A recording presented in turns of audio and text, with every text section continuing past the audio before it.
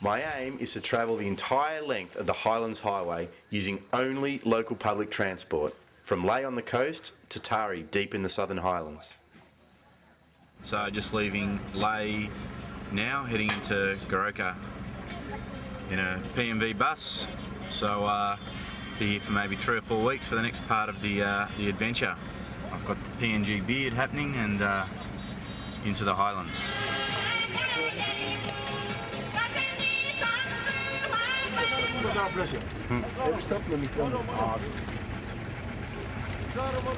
Many single men are drawn away from their village with the dream of wealth and success. But the combination of high unemployment and no social security system means the reality is very different. This highway is a major target for rascals, and armed hold-ups are extremely common due to the terrible condition of the road, the small number of vehicles that travel on it, and the isolation between villages. We've got some pretty powerful preaching going on. The amazing part of this is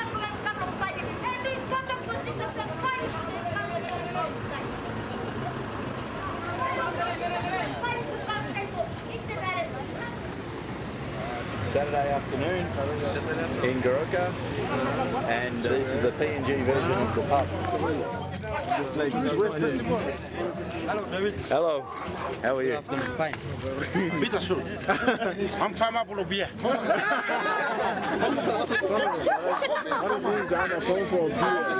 Kiss me hard, yeah. What is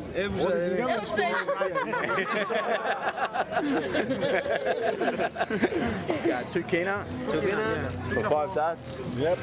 And the beer. I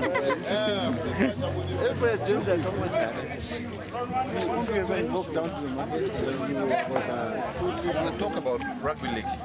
Specifically on rugby league. We love the game. We love football. We love league. For instance, if I'm on Maroon side, and if I'm in favor with Maroons, I can divorce my wife if she is on Blues. New South Wales.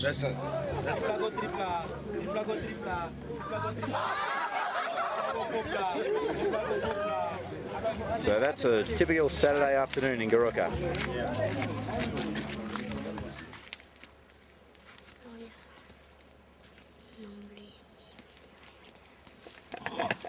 Alright, this is officially the most touristy thing I think I've ever done. Paying men to dress in mud. Here we go. Touristy but very cool.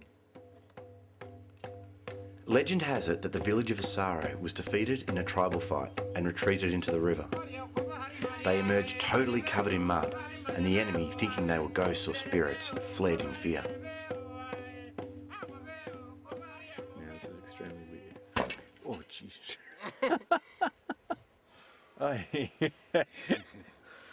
This is fantastic. The Mudman show's finished. And what does a mudman hate more than anything? The rain. With a beetle nut plastic. We eat beetle nut. You see beetle nut now? I've never tried actually. Yeah, you can try. You can try. Trying better or not? Yeah.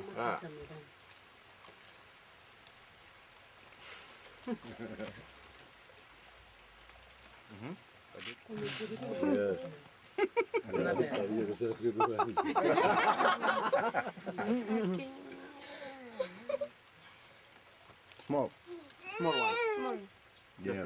That's enough. Okay, one more bit of that. Some lo buena give him. No, no. Okay. Village people are watching Mr. David chewing betel nut. And laughing a lot. Not a very good experience. People, chewing betel nut with the Asaro Mudman. Sounds good. Tastes like shit. Sorry.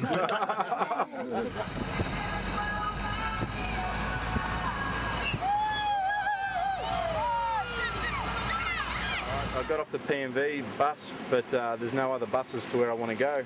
Yeah. The walk. Maybe 2, maybe 3, maybe 4 hours. Depends. This is the track.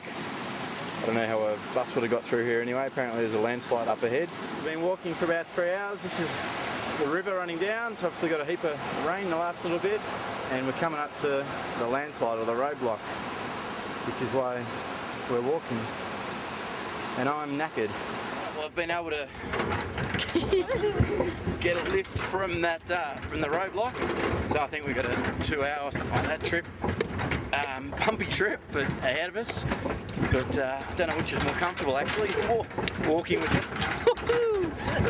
the pack or on the road. It's pretty amazing around here. That trip was short-lived. We came across a bridge that we couldn't get over, so put the raincoat on, started absolutely belting down. A few people joined us for the walk. Nice track. Nice feet. And I think we're going to get a nice storm. So we've got a bit more of a walk to go. Not quite too sure how far we've got to go. A couple of hours I think. Fun and games. Every bit of my clothes got absolutely soaked in my bag yesterday, so doing a bit of a dry up. Our plan this morning is to walk maybe 3, 4, 5 hours up to some lakes, spend the night at the guest house there, and then about 1 or 2 in the morning to walk up 3 or 4 hours to the top of Mount Willem, which is the highest peak in Papua New Guinea.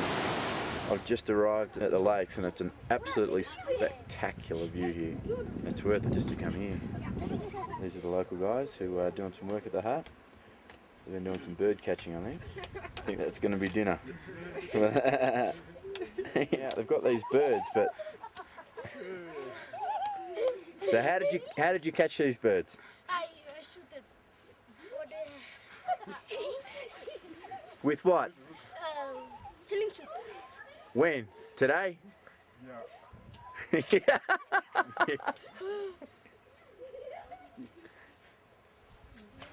Smoking here is something else. Wait, nothing. So we're sitting around telling stories, P.N.G style. It's about 4 o'clock in the morning. We've been in the hut, in the smokehouse. Not a good start. I've been in there an hour and I've been crying all the smoke, but we've had some brekkie and a cup of coffee. So we've been waiting for the moon to give us some light. So we'll head outside and see how it's looking. All right. Well, we haven't quite made it to the summit for sunrise, but the sun's coming up now. We're about halfway, maybe a little bit more. In the Second World War, an American plane crashed in these mountains here, crashed up here. These are the remains of the plane. Just been told another story about an Israeli guy who actually died climbing here, and he felt sick walking up. This is a track through here, but he missed the track. Fell. Apparently the father offered all the local people free trip to Israel. That's right. If they found the body. The people in the village, they came here to look for the body, but they couldn't find him, so the father have to get the mountain climbers back in Israel, come up here, and the father found the body. Found the body. After 2 weeks. These radio transmitters. Christian broadcast only. Around Papua New Guinea. Gospel songs and through Bible verses. Yeah, so I'm complaining about doing this walk over 2 or 3 days, and these guys took these all up by hand. I'm one of these builders who put up this receiver. Yeah. With some other white people, we built up this. There's a madman from Western Islands. He walked up this way, this track, and he thought that there's a village up here. So he keep on walking, and then maybe he's hungry and died, or he's freeze to death. We don't know. So but the first man who came and found his body was dying, so it's no need to carry him back to the right place or something like that. They leave him and put a stone on top of the body. So if we come in the night, we want to climb the top, we have to say good night or good morning to that person. And it's scary because it's only about 100 meters from the other person that died.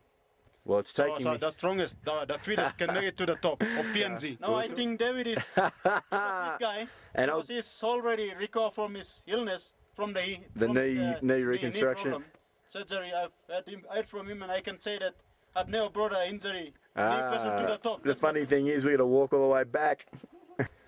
I'm happy David can make it to the top. We're not there yet. It's close, you can see the top. Well, not anymore. Look at the fog. All the clouds are coming in. And welcome to the top of P.N.G. Mount Willem, 4,509 metres. Took us about 5.5 hours to walk up here. So it was tough. Really tough. But I made it. Thanks to Martin. So this is right at the very top, right at the peak. I've got a headache that could kill 100 men. I haven't got any water. It's all good, because I'm at the top of P.N.G. And the only people that are above Martin and I in this country are in an aeroplane, and that's about it. Which is pretty cool. Pretty good feeling. Very happy to be here.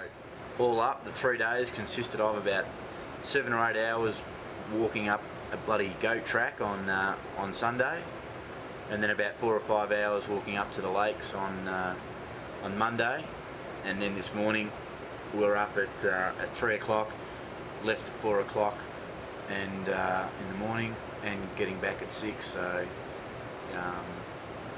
whatever that is, 14 hours of walking or something like that. So I'm absolutely knackered. It was great though. Now looking back at it, I'm sure I had some sort of altitude sort of sickness or whatever going on. Don't know if I enjoyed it so much at the time. It was bloody difficult, but now I'm back here, I'm wrapped, walked to 4,509 metres, and yeah, good achievement.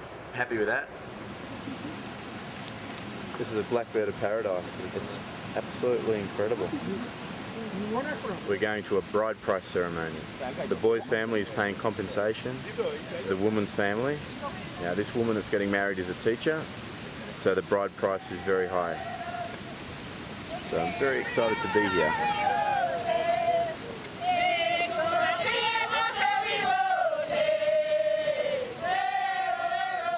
So the total bride price is 9,000 cash kina, which is about 4,500 Aussie dollars. This is a live cassowary. An interested onlooker. Oh, P.N.G style.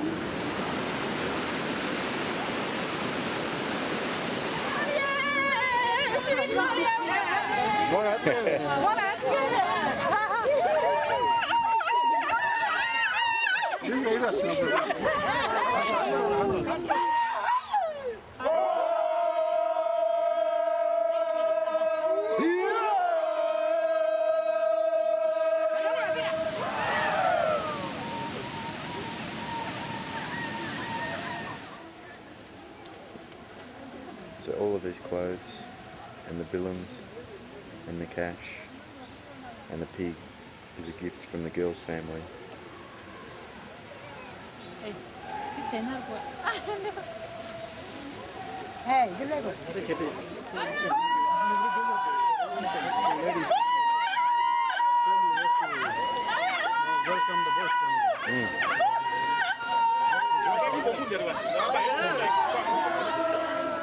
Here comes the rain.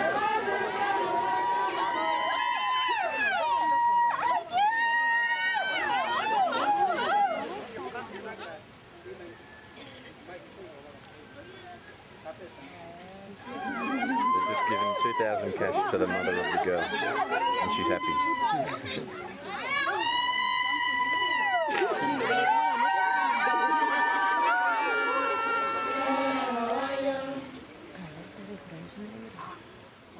Is that the boys have to eat all of the pig fat, except the tongue, right at the very end.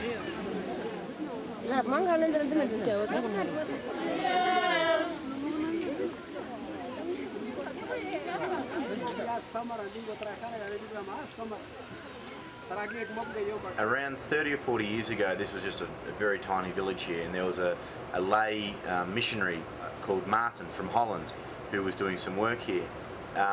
He ended up meeting and marrying a girl from the village called Agatha. They were very strong Catholic believers. In the late 1990s, some strange things started happening to Agatha.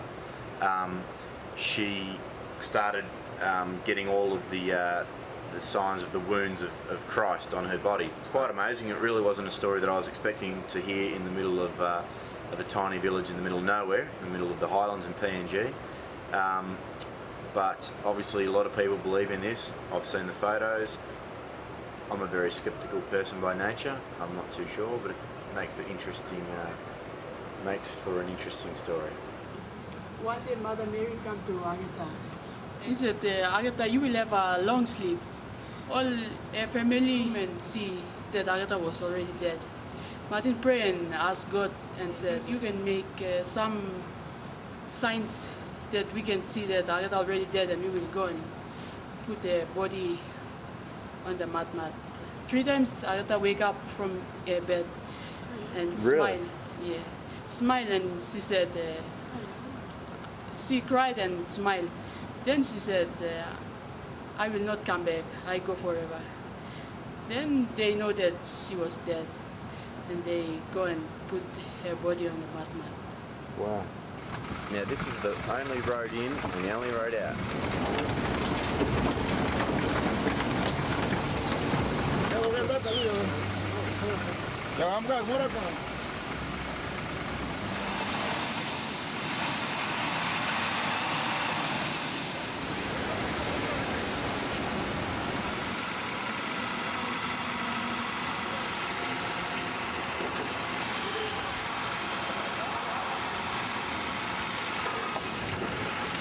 I woke up at about 2 o'clock or 3 o'clock last night with a big bang and a shud, and just been told that there was an earthquake that came through, probably from a volcano somewhere near Madang. So catching the bus from Mount Hagen to Mendi, and we've got a bit of a flat tyre, so we'll just stop to change the tyre.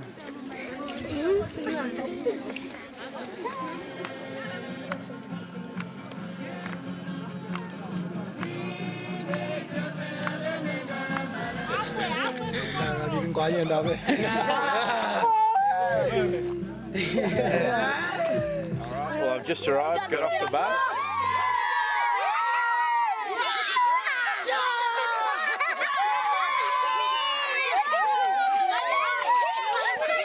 Flying fox, wing.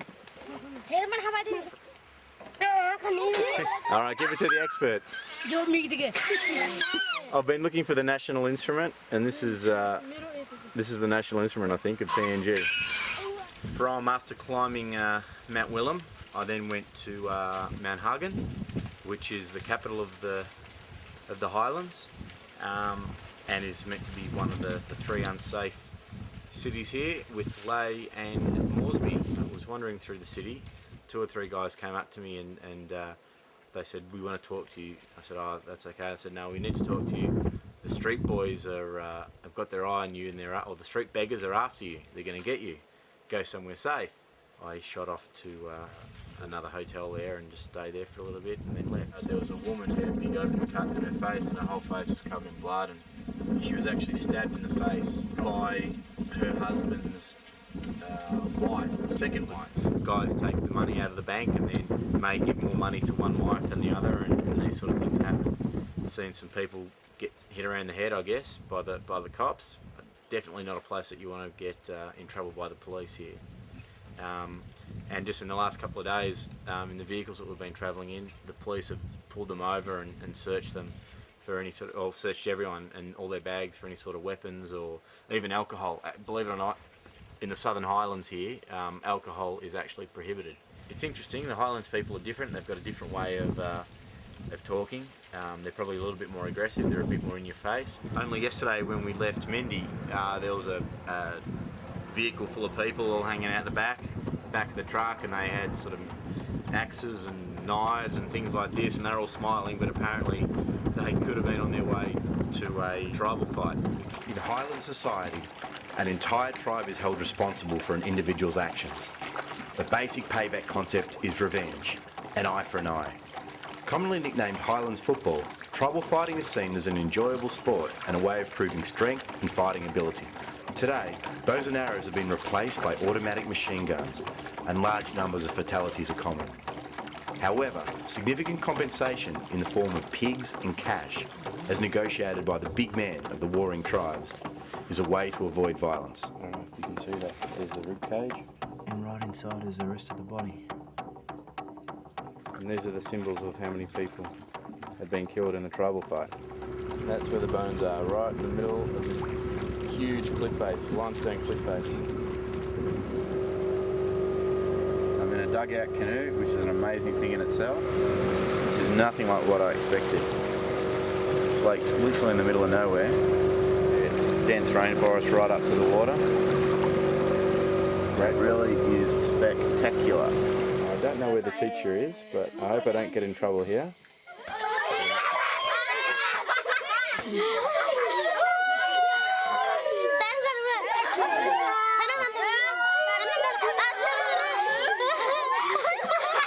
And this building here called a houseman for the men and boys, so women aren't allowed to stay here. Basically it's a great big long house. There's a fireplace between sleeping mats. Hang on. P.N.G style dancing. I don't know what's going on here.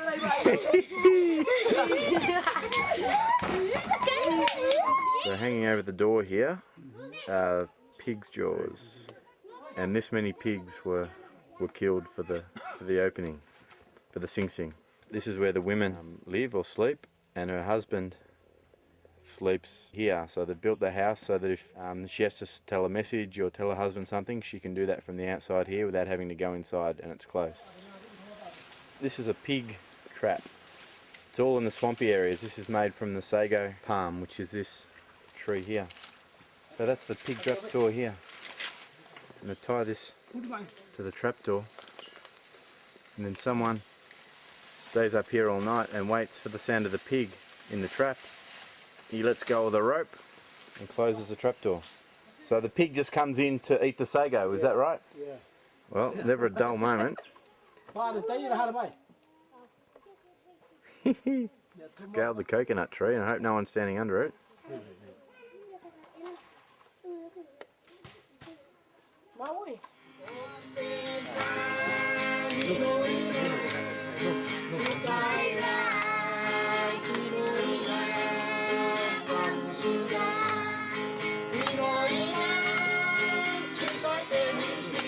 Unfortunately for the locals, they discovered a whole lot of oil here.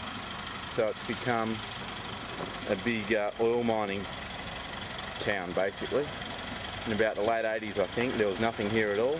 It's become a commercial city. Yeah, not the most beautiful of places at all, but I guess this is the other side of P.N.G. And this is the water version of the service station.